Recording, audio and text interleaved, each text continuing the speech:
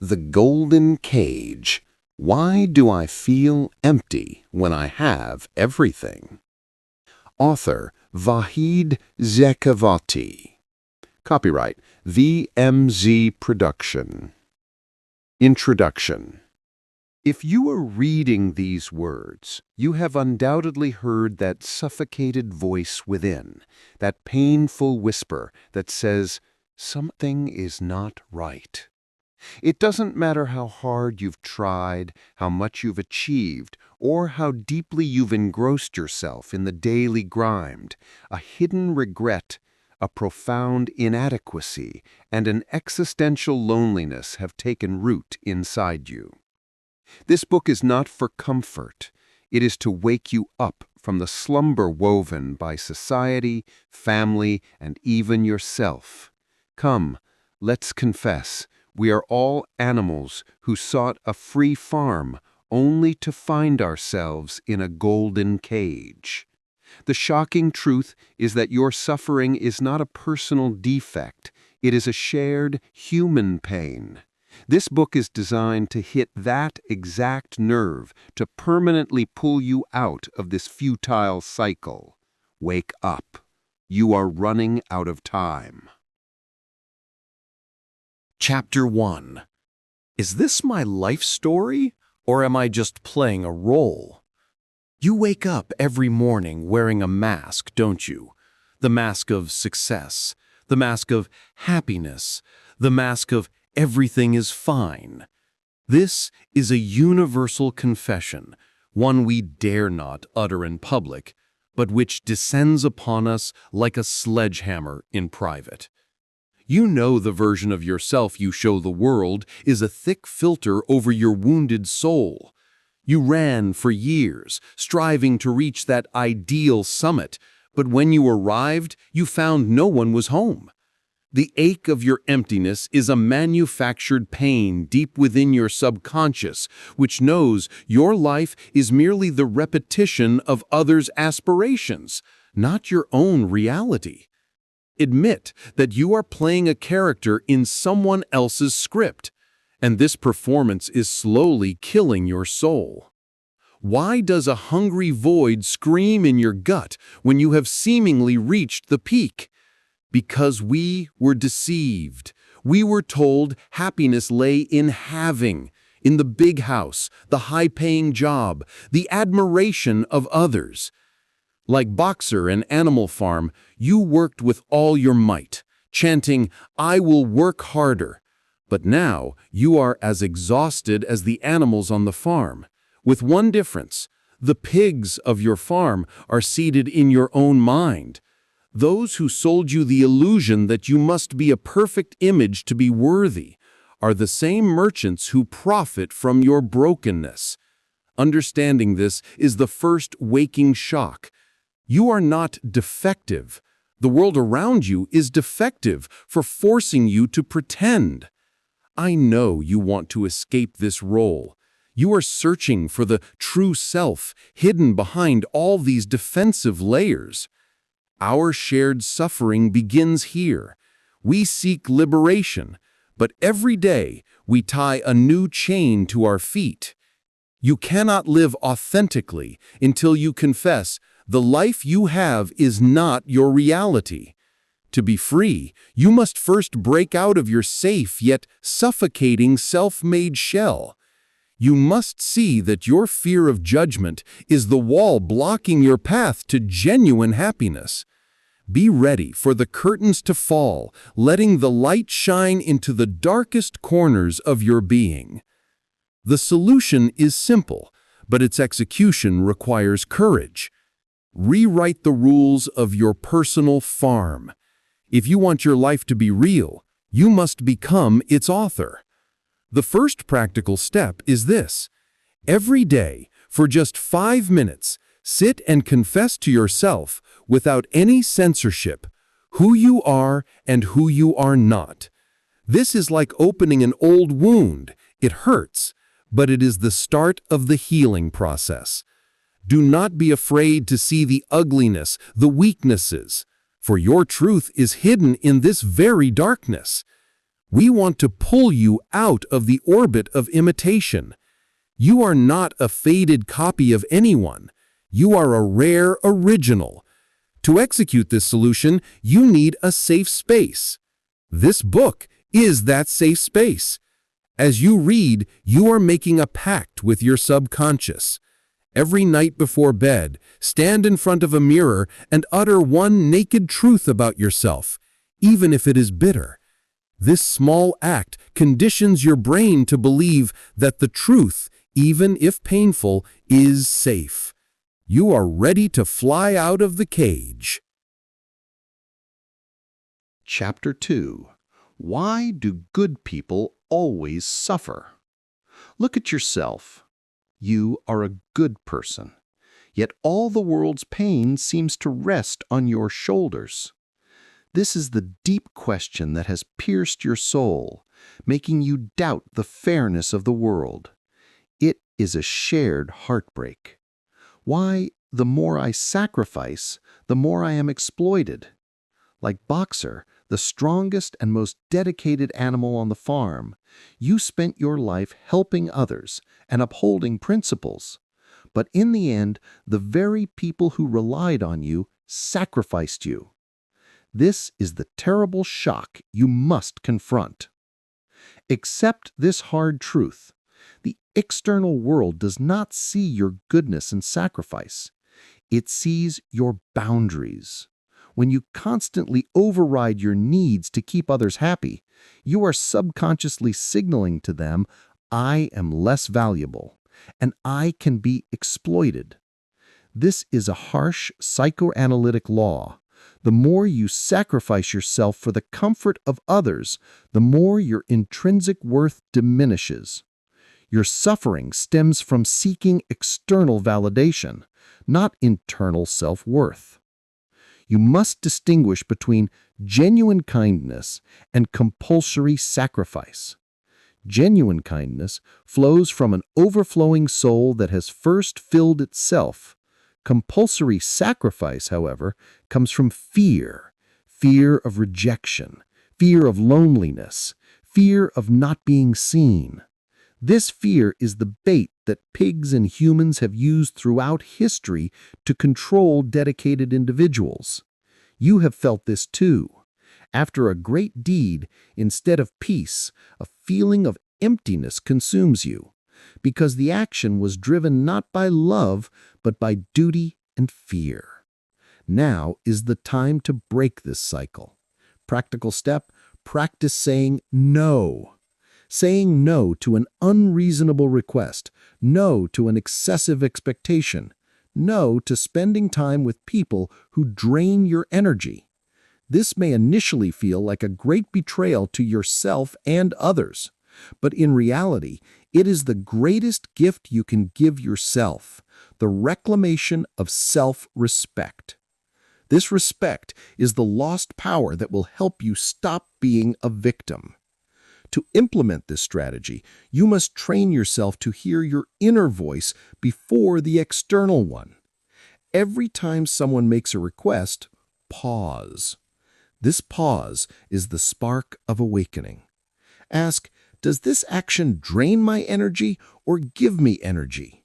If it drains you, refuse it with a firm and calm no. This is not a selfish act, it is a spiritual act to preserve your soul.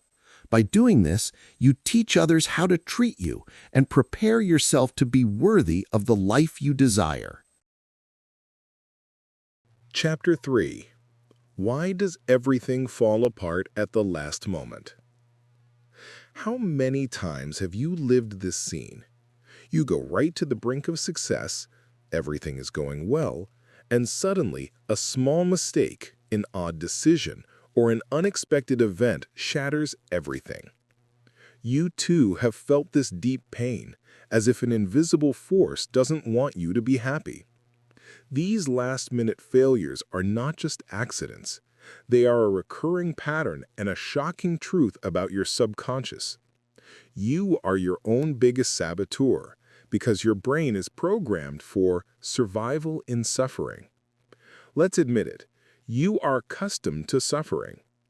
Your brain considers the familiar environment safe, even if that environment is painful. Reaching great success is entering an unknown territory that your subconscious deems dangerous. That is why, at the last moment, your subconscious pulls an emergency brake, commits a small act of sabotage to return you to the familiar, safe, but painful place. This is the self-sabotage that many successful people struggle with, much like the self-injurious behaviors animals display in captivity. But this pain is a great teacher. Instead of hating your failures, you must be grateful for them. They show you how far you've gone and where your old programming wires have short-circuited. If you truly want to break this cycle, you must believe that you are worthy of easy happiness.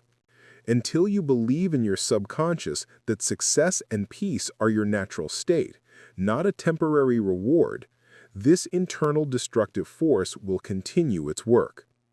The practical step is this: publicly announce your roadmap. Our brain does not like to break promises in front of others. When you declare your goals to those you love or respect, you create an external commitment that overrides the internal self-sabotage force.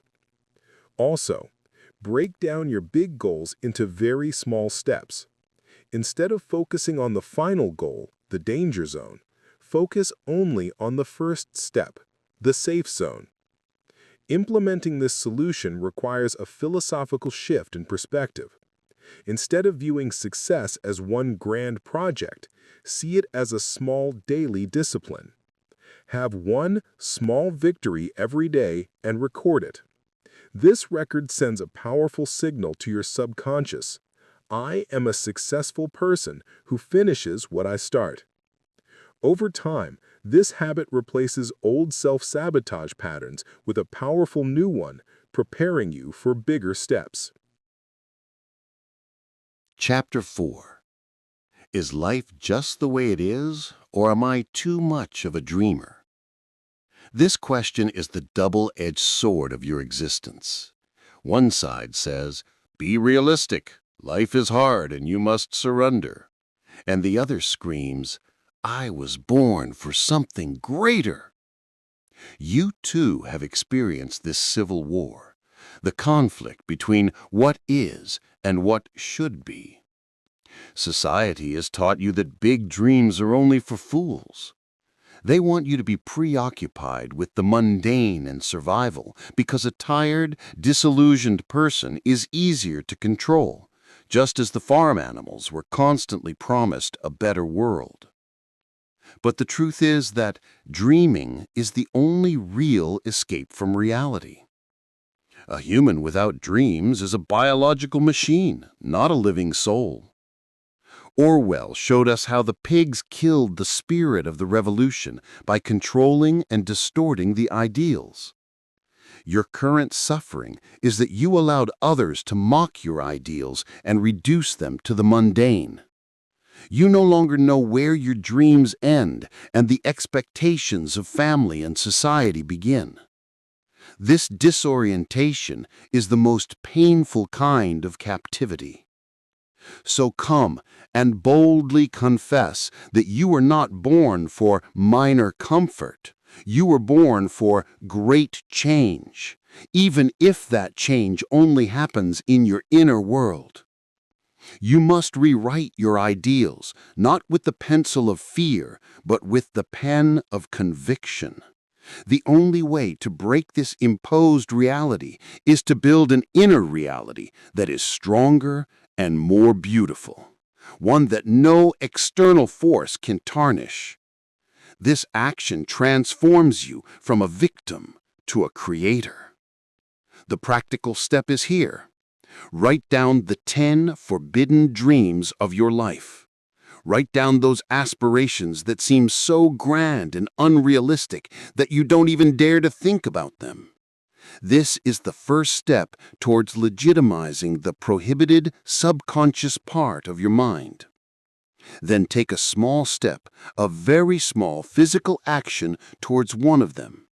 For instance, if you dream of immigrating, Learn one word in the destination language.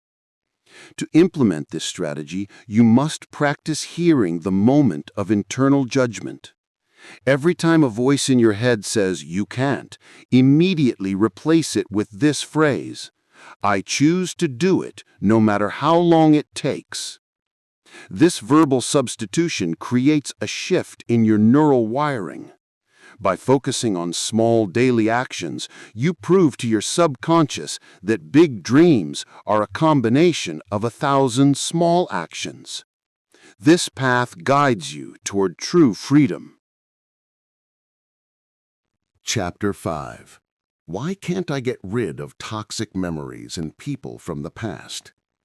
Have you ever felt an invisible burden from the past weighing heavily on your shoulders? This burden is those toxic memories and people, which, like a malevolent spirit, infiltrate all your present decisions. You have outwardly moved on from them, but in reality, they still own a large part of your energy and attention. This is a painful truth. Your past steals your future unless you find the courage to face it.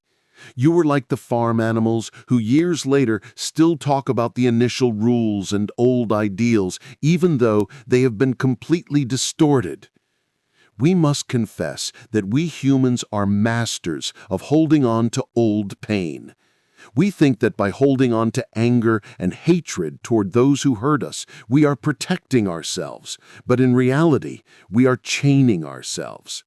They have left your life, but through your hatred, they still visit your life every day. The solution to liberation is not to forget the past, but to learn from it and let it go. Every time you talk about a bitter memory, you are breathing life into that force. The key to liberation is forgiveness, not forgiving that person, but forgiving yourself.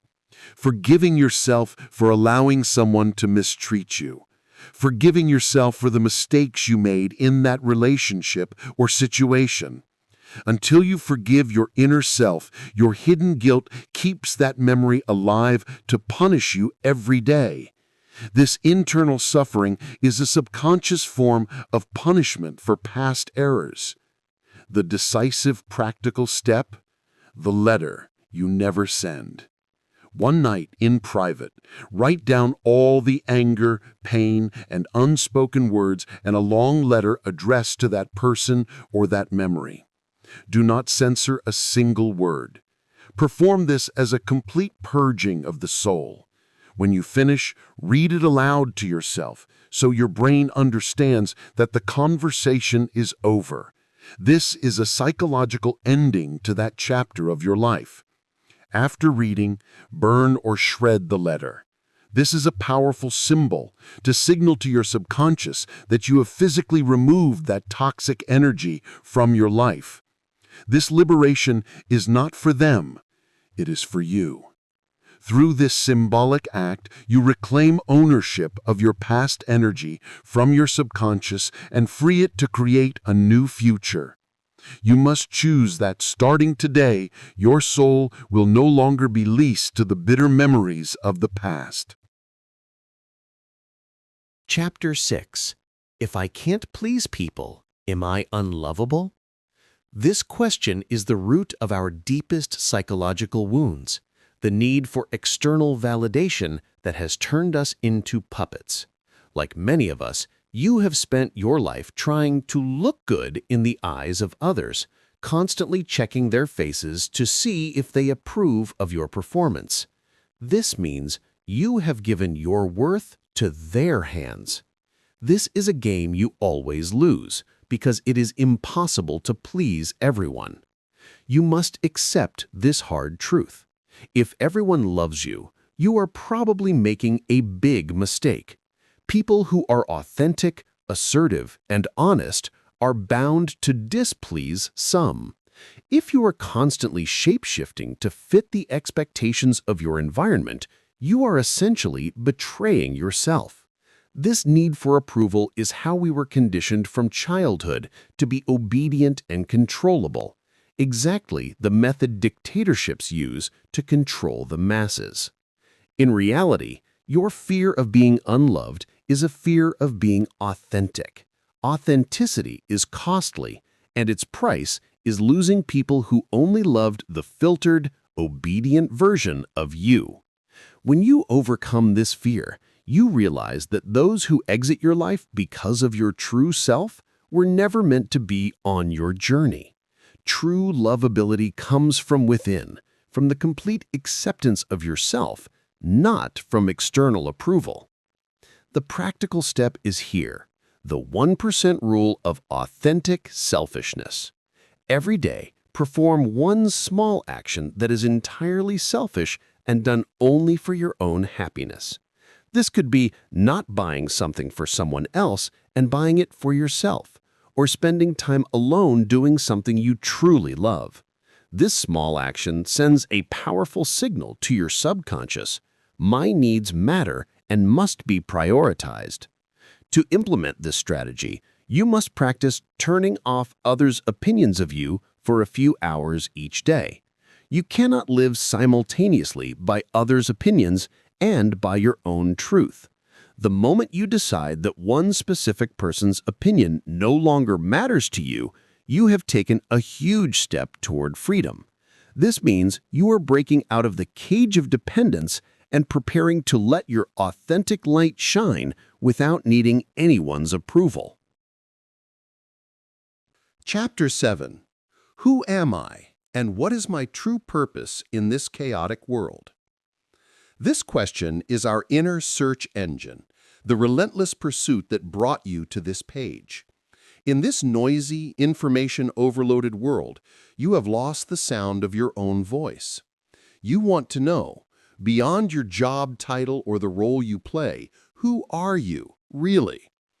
This lostness is a shared existential pain because society has taught us that our identity is in what we do, not in who we are.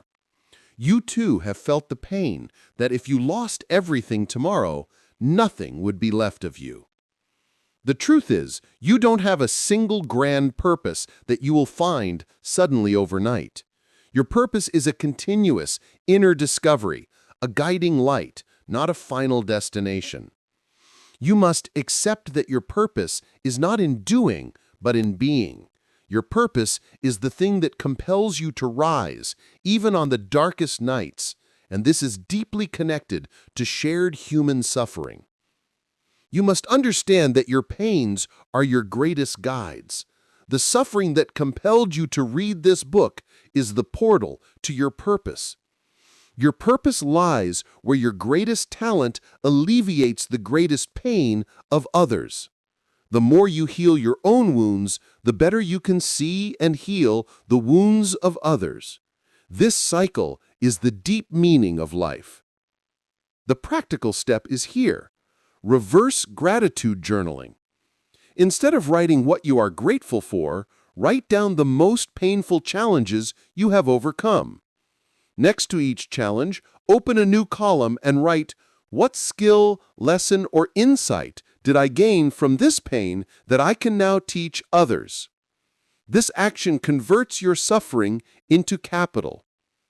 To implement this strategy, you must make a pact with yourself that from now on you will make every decision based on this question. Does this bring me closer to the person I am meant to be or further away? This question acts as a strong filter that every action and thought passes through your subconscious. By doing this, you take one small step every day, and eventually you realize that who you are and what your purpose is not a mystery, but a simple truth hidden in your every small action. Chapter 8. Why are others always happy and I am not? You have made this lethal comparison, haven't you? Every morning you open your phone and see everyone living an ideal life while you are stuck in a gray routine. This pain is the pain of the illusion of equality and happiness imposed on us by media and social networks. The shocking truth is that no one is truly happy. They are only playing the role of happiness. This is just like the farm animals believing squealers' lies to avoid confronting their true suffering. We must confess that we live in a filtered age. What you see are only the edited, pain-free, suffering-free versions of others' lives. This comparison is not only unfair, it is a systematic self-torture that prevents you from seeing the unique beauty of your own life. Your deep suffering comes from comparing your unwritten reality with others' false headlines. You must understand that comparison is a tool of control. If you are constantly comparing and feeling envious, you can never overcome the external forces that control your life. The key to liberation is here. Ask yourself, would I be willing to trade places with them? If you were to accept the other person's life with all their problems, hidden wounds, fears, and inevitable end, you would suddenly realize that my life, with all its flaws, is far more valuable. The practical step is here. Toxic feed purge. Starting today, for 1 week, completely stop following people who make you feel bad about yourself. This is a physical act to cleanse your subconscious of the toxin of comparison. Instead, follow those who are honest about their struggles, failures, and vulnerabilities. To implement this strategy, you must start a radical gratitude system. Every day, write down 3 things you are happy about, but not big things. Small things, like the ability to see colors or hot water in the shower. This exercise shifts the focus of your subconscious from what I don't have to what I do have, and frees you from the illusion of external happiness. You are worthy of a quiet inner happiness. Chapter 9. How can I forgive myself and get rid of guilt? Guilt is an invisible prison for which you hold the key. You may have made a big mistake in the past, made a terrible decision that still haunts you like a daily nightmare years later. This is a deep, shared suffering. We know we should forgive ourselves, but we can't. It is your subconscious that wants to punish you, believing that by suffering, your sin is cleansed. You too have felt the pain of constantly expecting a punishment from the universe. You must accept this truth. Your sin does not make you more special or worse than others. You are a human who made a mistake, nothing more. No mistake is so grand that it can destroy your intrinsic worth. Guilt is a mental trap that prevents you from taking action in the present, spending all your energy on a finished past. This feeling is the pig's greed for power, but in the form of an internal self-critic. The key to forgiveness is understanding this. You are not that mistake. It was an action, not an identity. You can choose today to use that experience as a teacher. You must move from guilt to responsibility. Responsibility means accepting the act, learning from it, and becoming a better person. True forgiveness occurs when you use that mistake to help others who might walk the same path. The practical step is here, the certificate of life lessons. Instead of focusing on the mistake, focus on the lessons you learned from it. Create a mental document where you record that mistake as a compulsory difficult training course in the University of Life. Name the mistake and then write underneath, "What did I learn forever that I will never repeat?" This shifts your subconscious from punishment to education. To implement the strategy, you must pause every time the self-critic voice in your head speaks and say aloud, "I am not that person. I am learning and growing." This affirmation creates a strong mental shield against the voice of guilt. You must actively and deliberately separate yourself from that old image and welcome the new future you have built with the lessons of the past. You are free now. Chapter 10. How can I hear my own voice of truth in this world of lies? You have felt the sense of being trapped in a perpetual fog of false news, empty promises, and endless advertising. You don't know who to trust, not the media, not the leaders, and not even your own instinct. This confusion is an existential suffering that neutralizes all your efforts to live authentically.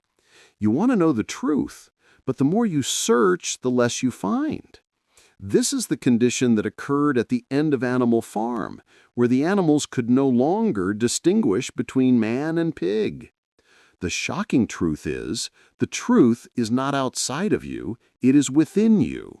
You have spent your whole life searching for an external authority to tell you what is right and what is wrong, while the ultimate guidance system is installed in your heart and subconscious. In this noisy world, you must learn to distinguish your own inner voice, instinct or intuition, from the voices of external fears and suggestions. The key to liberation is trust your innermost voice. This voice will never lie to you because it has no incentive to lie to itself. The problem is that we have listened so much to the voices of fear, doubt, and others' judgments that we have silenced the quiet, assertive voice of our intuition. You must learn to respect that small inner voice, even if your logic rejects it. The decisive practical step is the silence technique, mute button. Every morning, before checking your phone or talking to anyone, sit in silence for 5 minutes. Close your eyes and imagine locking all external voices, media, worries, duties, in a box and throwing it as far away from you as possible. In this complete silence, any thought or feeling that comes to your mind is your voice of truth. To implement this strategy, you must practice making important decisions only in deep calm, not in the peak of excitement or fear. Whenever you have to make a big decision, wait 20 minutes. In these 20 minutes, give yourself a chance to receive the answer from your subconscious. Over time, this practice restores your sense of trust in your inner instinct and transforms you into a calm island in this world of lies. You are now the master of your own farm. Conclusion. Together, we have confessed that our suffering is not an individual defect, but a shared human pain stemming from living in an imposed system. You have understood that happiness is not in having, but in being authentic. Starting today, you are no longer the obedient animal who works merely for survival. You are an awakened consciousness who has the power to rewrite the rules of their personal farm. Now that you have heard your inner voice of truth, your responsibility is to take one small, decisive step every day toward that true self. Do not forget, all humans are equal, but you are now more aware. This awareness is your only true possession in this world.